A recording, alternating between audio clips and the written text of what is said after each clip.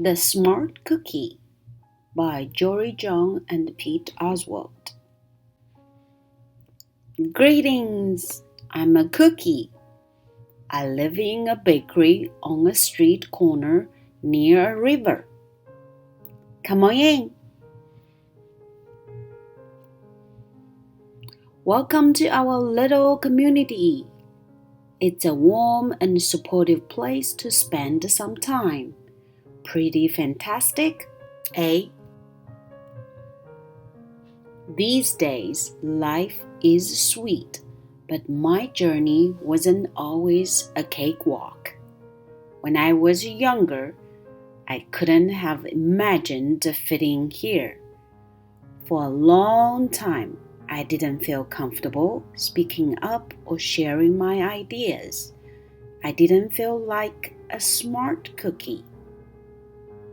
I wanted to be a cookie who knew all the answers, a cookie who felt confident in a group, a cookie who said, "Aha," when solving a puzzle, like this. Aha! Looking back, I had some trouble in my early days. I went to school in a gingerbread house.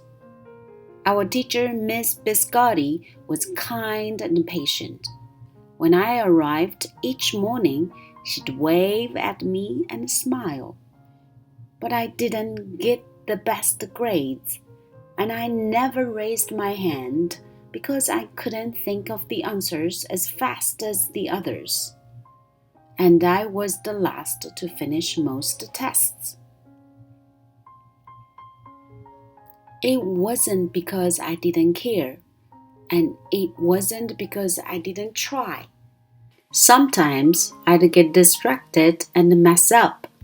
Even though I knew the material, those were the most frustrating moments of all. Once, I misspelled the word dough. That was rough. Another time, I added when I meant to subtract. Occasionally, we'd have a lesson where I had absolutely no idea what was happening. I just couldn't keep up. I imagined that my desk was a raft and that I was completely lost at sea, because that's what it felt like. At night, I slept in a cookie jar. I had about 6 dozen roommates. I'd stay awake and stare out the window and worry.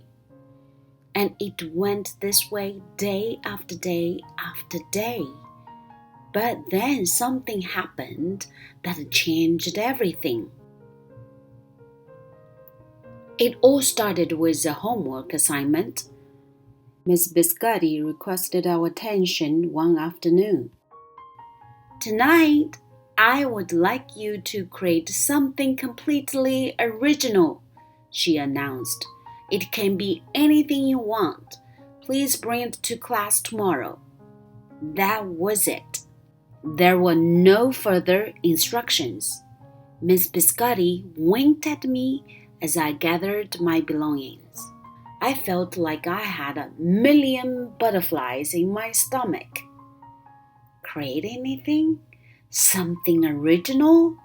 Due tomorrow? When I got home, I immediately went to work. At first, I tried a cooking project. The results were half-baked. Next, I tried to hammer and nail something. It splintered immediately. Then I tried making a sculpture. It was a complete bust. I wondered if I was about to fail yet another assignment. I was stuck. I stared out the window and watched the rain hit the river. There was something mesmerizing about the water. How it moved in such a chaotic way, swirling around and around, yet ultimately figuring out exactly where I needed to go. Aha! Suddenly, I had an idea. I decided to write something original, a poem. I came up with a title based on how I'd been feeling, my crumby days. After that, the rest of it seemed to fall into place. I wrote and I wrote. I lost track of time. An hour went by in a flash. Aha! I said when I was finished. I couldn't sleep that night. But it wasn't because I was worried. It was because I was excited. I felt like I had really accomplished something. I felt smart. The following day, Miss Biscotti asked for volunteers to share what we've created. One kid showed off his original frosting art. Another kid revealed her sprinkle distribution machine. It was neat seeing how everyone was good at such different things. Finally, Miss Biscotti turned to me. "Would you like to share anything?" she asked. Gulp. I gulped. I thought I'd probably crumble under the pressure. But I made my way to the front of the classroom. I noticed my hands were shaking, my mouth went dry.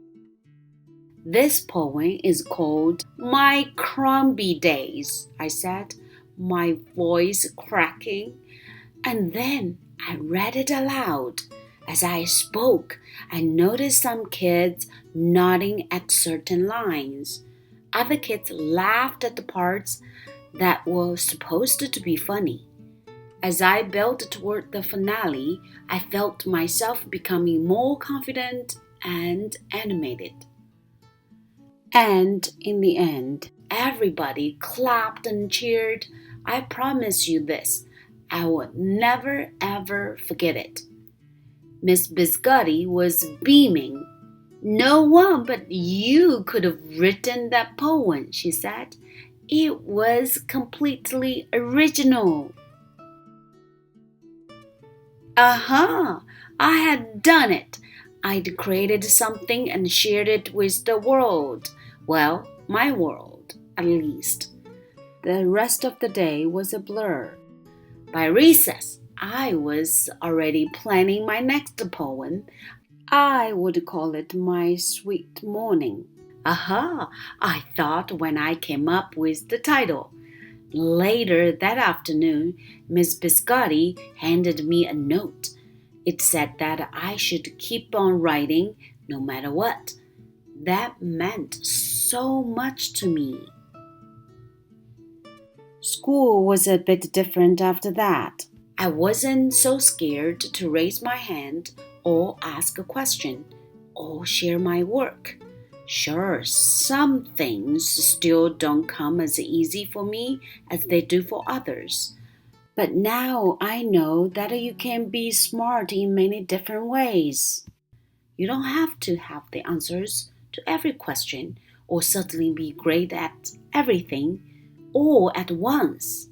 You just need a chance to try all kinds of things to find out who you are and what you like to do. As for me, I learned that I can write and I can think about great ideas. And I've found plenty of other things I'm good at too. I no longer feel lost at sea. It's more like floating down the river. And the best part is, there's always more to learn. Because we're all smart cookies.